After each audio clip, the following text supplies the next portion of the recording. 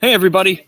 Good afternoon. We're from the South Side. We're on the South Side. We're 2 minutes late to start the Steelers 24/7 because Technical difficulties. technical difficulties. He's Chris Halleck. I'm Corey Christen. We are just wrapping up day one of Steelers rookie minicamp. I already see questions in the live chat here on YouTube. Yeah. Of course, we're live on YouTube, on Facebook, on Twitter, on Twitch. Get your questions in. We'll be able to see them and answer them here for the next 15 minutes or so.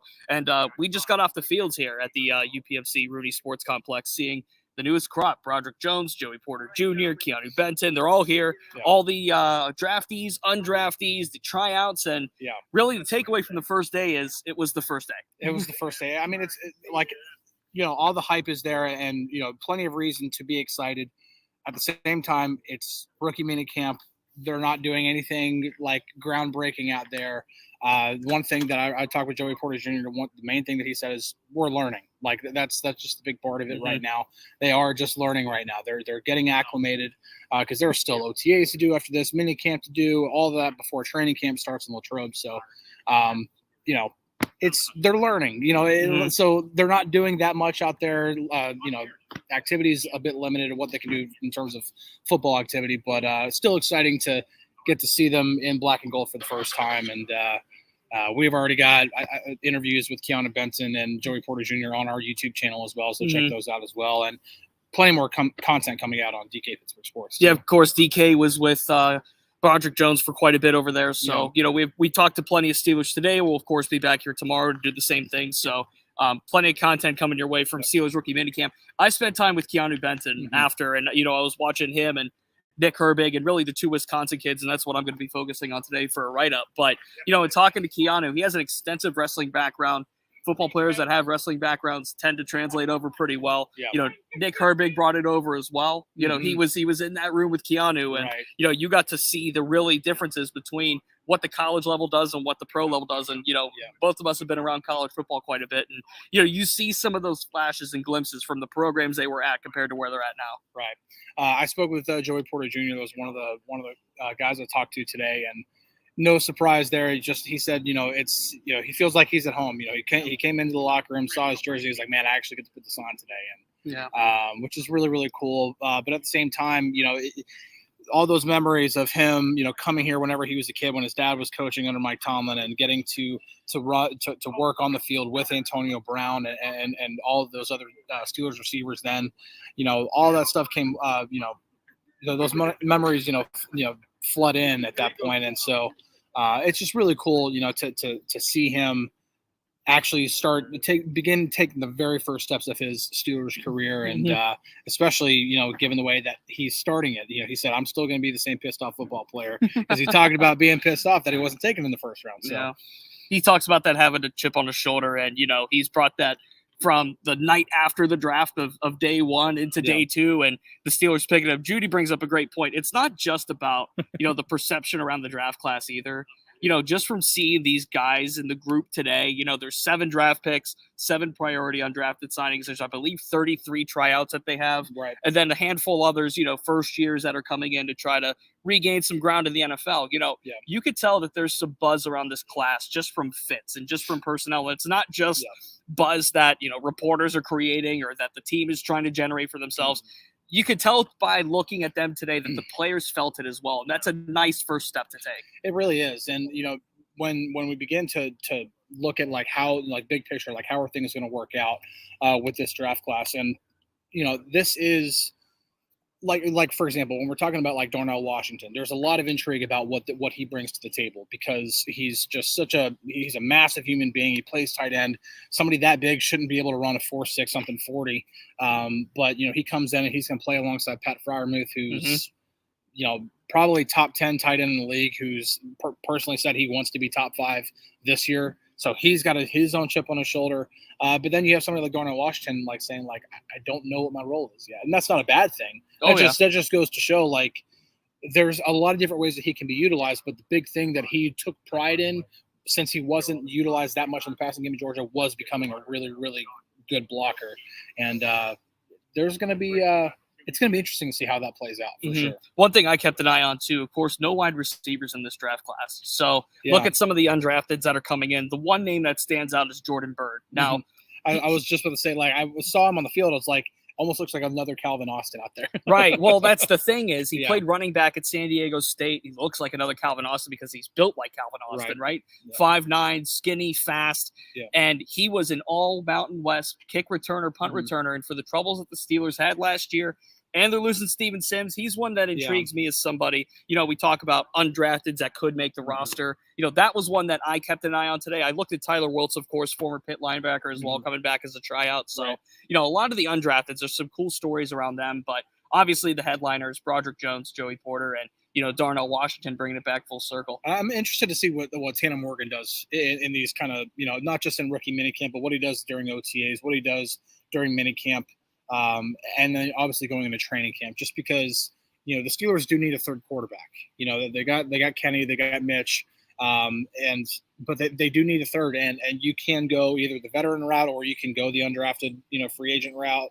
And Tanner Morgan's a pretty interesting prospect out of Minnesota. I mean, and plus he got to play against two of his teammates now, and Joey Porter Jr. and Corey Trice Jr. So, but it just, there's a lot of intrigue there. His skill set matches what Kenny and Mitch do, and I'm just really that's one guy who, like, you know, whenever I've got my like list of priorities of what I'm watching, he's kind of a little higher up than I would think he would be, especially when it comes to all of the undrafted guys and everything like that. And for us, this is our first look at these players as pros. You know, of course, I've seen Tyler Wiltz at Pitt, but you know, Corey Geiger, for example, has seen Joey Porter Jr. But this is the first look at not just them individually, but also all together. And the important thing when I think about just these first few steps is trying to start to gel and start to understand the coaching. And quite frankly, to put it simply, don't look lost. Yeah. And honestly, you know, that's the expectation, is that they're going to have sound football technical skill. They're going to have football IQ coming in. That's why they're drafted. That's why they're undrafted. That's why they're scouted so heavily. Yeah. So, you know, today was a solid first day. I'm not going to go out and say, you know, somebody's going to blow anybody out of the water as far as depth charts are concerned. But, you know, you start to see some of the reasons why the Steelers were high on these players that they picked. And I think one thing that's important to remember, because there will be videos that go, you know, obviously the videos that we upload to our YouTube channel, but there are going to be videos everywhere. Don't let anything that you see make you think, oh my God, that's going to be the next guy. That's going to be the next Jaylen Warren, at least from rookie minicamp, because I think everybody can remember Chris Rainey. Oh yeah, coming in and rookie minicamp, there was like this hype that, oh my, he's going to be the running back that the Steelers need. And then I don't even think it was like minicamp or training camp. It was, I think, come OTAs, it was like, this is not the same guy that we saw, and it's because there's a bunch of rookies out there. Yeah. So they are in the process of learning. It's no need to overthink this. They are getting acclimated to the NFL level, the NFL culture, to the Steelers culture. And I think that's the most important thing that they can do right now. How do they take to doing the drills that the coaches have for them? How do they take to all the things that are happening that we don't see that happen behind closed doors? I think that's the most important thing for this type of setting. Conditioning is another thing too. Yes, it is. You're in May. You're in mid-May, and quite frankly, it feels like June out here. It's really warm. I'm wearing long sleeves because I don't know better. But it's a summer day. It feels like a summer day, and it's the first day, you know, to get your conditioning up too. And I saw a lot of water. It's a little warm out here. I saw like 80-something degrees. I saw a lot of water being poured, a lot of water being drank. So keep the conditioning up, get that started. But look, day 2 tomorrow, and of course we're still taking questions here on whether it's YouTube or whether it's, you know, Twitch or Facebook. And you know, when I think about what's going into day 2, okay, you know, we got to see Broderick a little bit, we got to see Joey a little bit, we got to see all these picks a little bit. You know, I want to start to see, and of course there's a third day as well. They're having minicamp on Sunday. We don't have access to that. But I want to see who kind of takes today and builds upon it for tomorrow. And maybe not necessarily in the scope of a Broderick or a Joey, but maybe in the scope of a Nick Herbig or a Spencer Anderson, or maybe even when you look at Corey Trice. And of course, Trice, I wrote about him for today. Trice is a guy, he was a 7th-round pick for a reason. Good cornerback at Purdue, but had injury issues. Maybe looks as a safety, maybe looks as a corner. So there's a lot of different things to look at when it comes to day 1 to day 2. And again, it's just the beginning, but there's at least something to build upon. And, you know, that's what we're all reaching for and excited for, I think. There is. And then there are certain things happening with the roster that does, like, you know, where these rookies do play a role. And I think the big question is when Arthur Millette was released, you know, it's like, what happens now when it comes to slot cornerback? You know, is Patrick Peterson going to move in and out more often than we originally thought? Does a guy like Corey Trice Jr. possibly? I mean, he's known as a perimeter guy. But does he possibly play in that role a little bit, or do they just run with a 3 safety package more often than they possibly could have? Because Keanu Neal, really, really good box safety, really good tackler, can do enough, in that type of coverage, and that's what the Steelers did. So last year when they had Terrell Edmonds. So I think that, like, when you begin to look at the roster, is like, how do some of these guys end up fitting in? I think that's why it's so interesting to see. Okay, we kind of know Joey Porter Jr. what his projection is going to be, but how does a guy like Trice fit in? How does Darnell Washington fit in, along with like Zach Gentry, and Connor Hayward will probably be used in a more versatile role, like fullback / tight end type situation. But there's just, how do these guys end up fitting?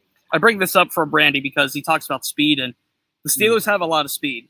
It's very clear they went for speed and a combination of that with power. They went for more physical. They went for more athleticism. And, I think when you blend the previous 2 classes together with this class, I think it's really nice that they have this mix now, and there's not just a one trick, if you will, style of football that the Steelers are going to reach to play. So, again, fielding questions here on YouTube. Punter and field goal guys. Okay, number 1 for field goal for kickers. I think there's 2 kickers here. There's 2 place kickers here. The one that stands out was signed as a priority undrafted free agent. That's BT Potter out of Clemson. And the reason why he would stand out is because he was a semifinalist for the Lou Groza Award, which is top place kicker in college football. This is a Pat Narduzzi. Like, if he was out here, he'd be out here preaching your ear off about kickers and punters, because that's his thing, special teams. But BT Potter's the name for the place kicker here that you need to know, because if you look at what happened to Chris Boswell last year, right, when he went down for, I think it was a month, 5 weeks, 6 weeks, however long it was, it's all a blur at some point. It was a month, though. It was a significant chunk of time. They had to bring Matthew Wright in. They brought in Nick Seba in from Wake Forest, and the common thing about Wright and Seba was they both tried out in rookie minicamp for the Steelers. They both were here as rookies with the Steelers. So really what you're looking for from the field goal kickers and from the place kickers is, get some familiarity with these guys, because you never know when you need an emergency situation. And then I believe there were 2 punters here as well. The names slip off the top of my head. I know there was a kid from Rutgers from Australia, the Aussie, kick program. They're huge. And, I believe it was a punter from Mexico. Hold on. See, I got the roster. This is real time. Going into questions. So Adam Korsick is the punter from Rutgers that was here. Obviously, like, I know, like, we're like kind of where I would assume. I don't want to say I know. I would assume that question is coming from. Obviously, we saw what happened whenever Chris Boswell goes down with an injury last year. Even though Matthew Wright, I thought, did a really good job filling in last year. But then we talk about Percy Harvin or Presley Harvin. I want to say Percy Harvin. It'd be nice if he came back. Presley Harvin. Hope he's okay. Presley Harvin, and his I would say inconsistency last year. I don't want to say he was bad or anything like that. It was just very inconsistent. Sometimes he would have a punt that, because we want, people want to remember the bad and only remember the bad, but I remember the punt that he had against Atlanta last year, which pinned them deep right when they needed it. It was like, I looked at that, I'm like, that's what they need a little bit more often from him. But they're always going to bring guys in just to see what's there. But when we look at the grand scheme of things, and yes, special teams is obviously important, they have bigger fish to fry. What do they do with slot cornerback? What do they do with inside linebacker to further deepen those positions? And if we're talking about salary cap space needing to be used for addressing anything like that, I think that's the better way to go, to address positions that probably need more attention than kicker and punter.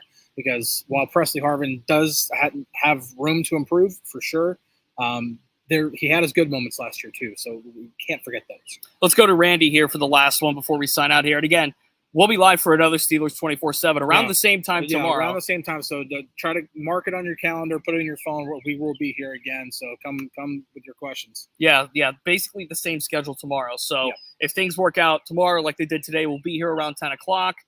See the players practice. They'll get off the field. Will also be talking too, and we'll have Mike Tomlin tomorrow. We'll have plenty to talk about whenever he talks, always. Right. So I'll go to Randy here to close us out, and he asks who takes the day. I think that's a very simple but very broad stroke question, because again, first impressions, if you will. To me, what I took most of my time to watch today was the defense. I watched a lot of Joey Porter Jr. I watched a lot of Keanu Benton. I watched a lot of Nick Herbig. And the thing about Keanu Benton is, while he's not the largest nose tackle, right? Undersized is a is a pretty strong word, I think, to use for that. Yeah. But when it comes to Keanu Benton, the thing that stands out to me is his technical ability and how like quick he is to react and how twitchy he is and just how athletic he really is for a nose tackle. And I think that's what the Steelers really liked about him.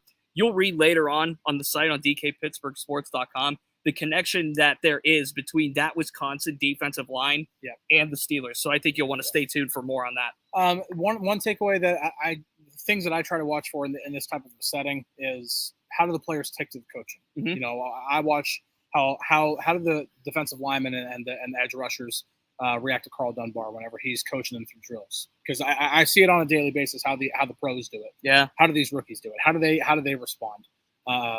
And one thing I really watched today was Broderick Jones doing a lot of listening when Pat Meyer was coaching him up. And that's always something you want to see, especially from your first rounder.